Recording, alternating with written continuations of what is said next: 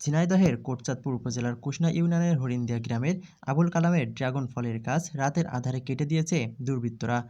প্রতিদিনের মতো শনিবার 25শে মে সকালে ড্রাগন বাগানে ফুল ছোঁয়াতে যান আবুল কালাম। বাগানে গিয়ে দেখতে পান 17 শতক জমির ড্রাগন গাছের প্রতিটি গোড়া থেকে কাটা।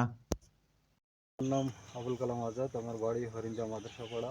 পরে আমি বইতে পানি দিয়েছি, পানি দেওয়ার পরে সকালবেলা আমি বইতে ফুল ছয়তে আসার পরে দেখলাম যে আমার প্রায় 42 শতক জমির ভিতরে 15 কাটা ড্রাগন লাগানো আছে আজ থেকে 3 বছর আগে। সেই জায়গা থেকে প্রায় 16-17 শতক জমির ড্রাগন গাছ গোড়াতে কেউ বা কারা কেটে দিয়েছে।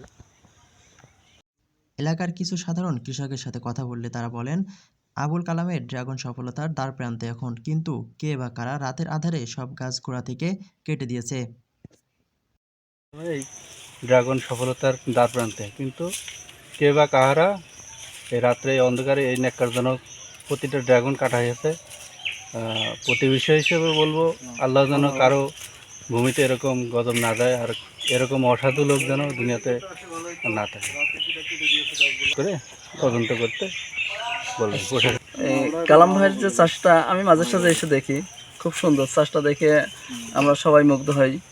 উনি অকাল পরিশ্রমের মাধ্যম দিয়ে চাষটা সফলতার মাধ্যমে আসছিল, কিন্তু মৌসুম শুরু হতেই যে মানুষ এই ক্ষতিটা করলো, এটা আসলে বিবেকহীন মানুষের কাজ না। চলতি মৌসুমে 5 থেকে 6 লক্ষ টাকার ফল বিক্রি হবে বলে আশাবাদী ছিলেন কৃষক আবুল কালামের।